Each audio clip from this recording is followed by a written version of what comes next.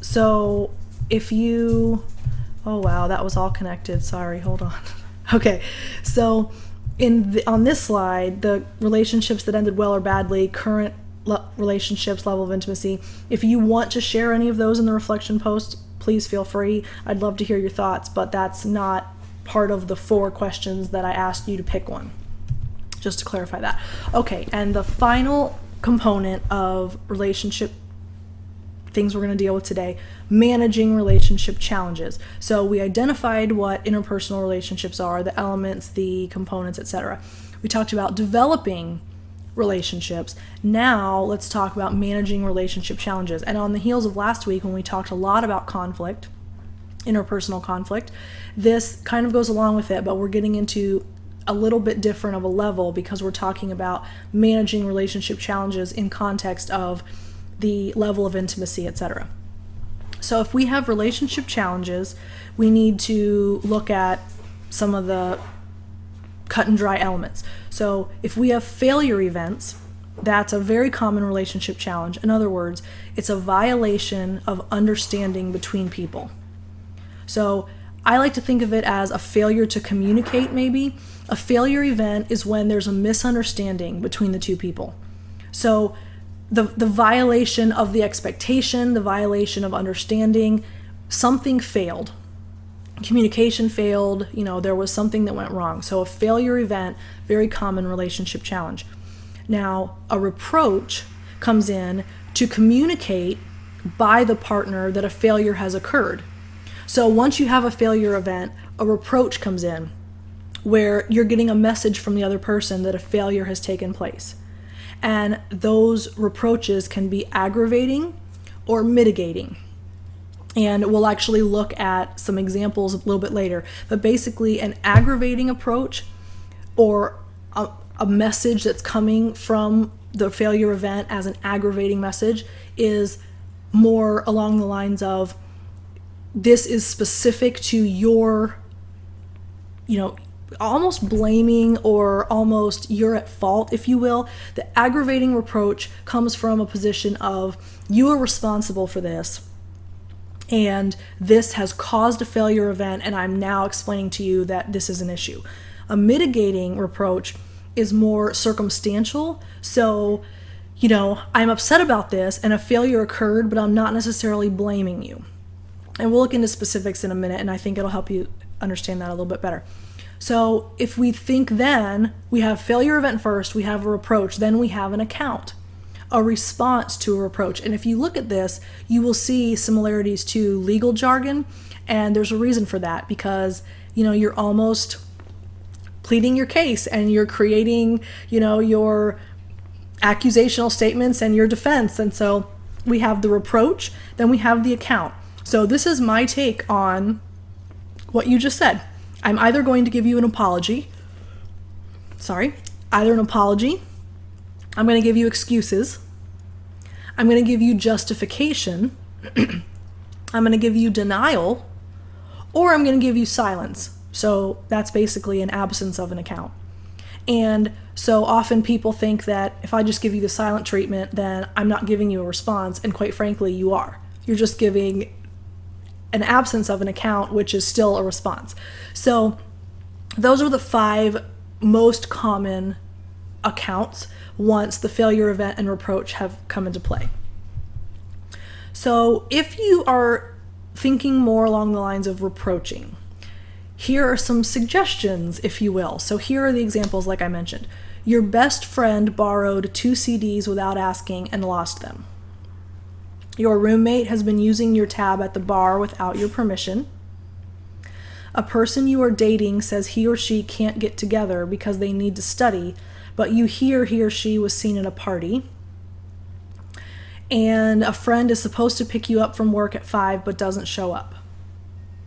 So in those 4 instances, or little vignettes if you will, determine which ones are aggravating and which ones are mitigating. I'll give you a second to do that. So those 4 instances, you can determine whether your reproach is going to be aggravating or mitigating based on the scenario. So what account would you give? If your best friend borrows 2 CDs without asking and loses them, I would argue that's aggravating because your best friend chose to borrow the CDs and then therefore lost them, and therefore they have responsibility for that. Roommate has been using your tab at the bar without your permission. Again, willful choice. Definitely something that they chose to do. Person you're dating says he or she can't get together and needs to study, but then here's seen at a party. Well, that one, I think initially you may have aggravating perception. You know, they intentionally lied to me and intentionally went to a party instead. Where the reality is they might have gotten their studying done and then went to a party because they'd already told you that they weren't available and they thought you might have already made other plans. So that one could be aggravating or mitigating based on, you know, the specific situation. A friend is supposed to pick you up from work at 5 but doesn't show up. Mitigating. You have no idea why. Maybe they got a flat tire, maybe they got held up, maybe they got pulled over, maybe they got in an accident. You have no idea, so there's no way to know. Now, thinking about after the reproach is made, you know, the account comes in. So what account would you give based on those scenarios? Are you going to make excuses? Are you going to deny it? Are you going to use silence? Are you going to apologize? And depending on the account that's given, that can sometimes put more fuel on the fire, if you will.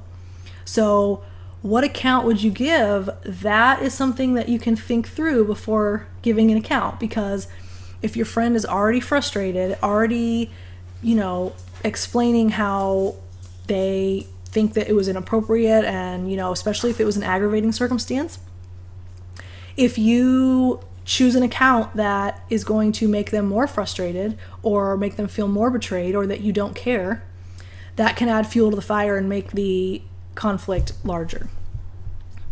So some more challenges that I think are important to discuss in managing relationship challenges: physical separation and distance. If you are physically separated, if there's a long distance relationship somehow, that adds costs and challenges to the maintenance of a relationship. I know in my specific case, I met my husband when I was in college, and he and I lived in the same county when I was home, but I went to school in the middle of the state, and I met him right before we went back to school. It was the end of the summer, and I met him right before I went back to school. And so I spent the next 2 years finishing my degree, and we had a over the phone, over the internet weekend relationship. And so for almost my entire dating, because we got married just under 2 years after we met, so I basically spent my entire relationship long distance, if you will, except for breaks, summers, vacations, and weekends. So that, I think that does add costs and challenges. I mean, clearly I've been married for almost 10 years and, you know, we're happy and fine. So that's not to say that it can't work out, but it does definitely add costs and challenges. You know, you have to learn to adapt, and you have to learn to accept the challenges that go with a long distance relationship. Another challenge is a relationship that challenges social norms.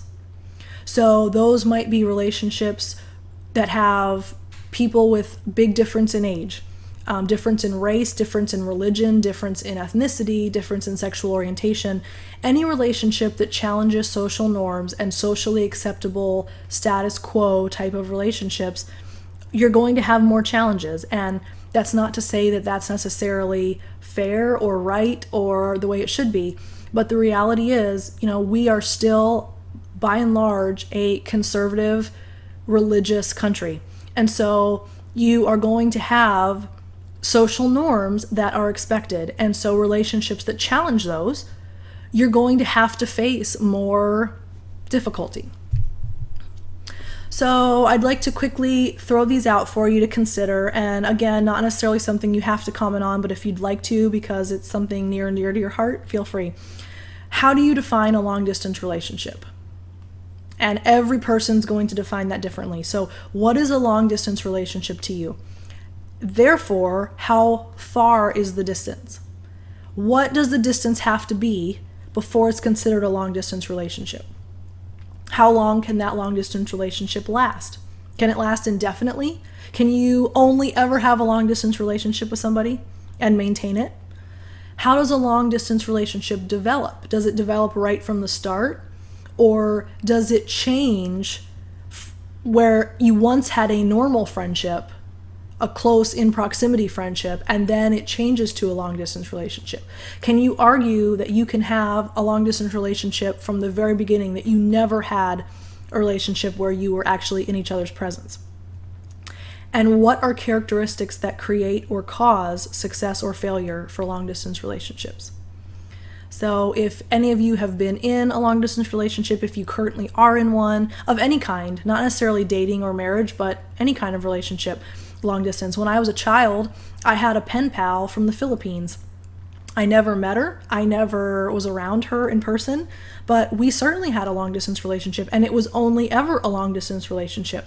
It was through letters, and it was across the world, and that was the nature of the relationship. So, everyone's going to have a different experience with long distance relationships, and I'd like to hear about some of yours if you're willing to share. And when we're talking about challenging social norms, what are some examples of relationships that challenge social norms and why? And I gave you some examples, but if you can think of some other ones, please feel free to add those into your post. What are some strategies to ignore the differences in people and relationships?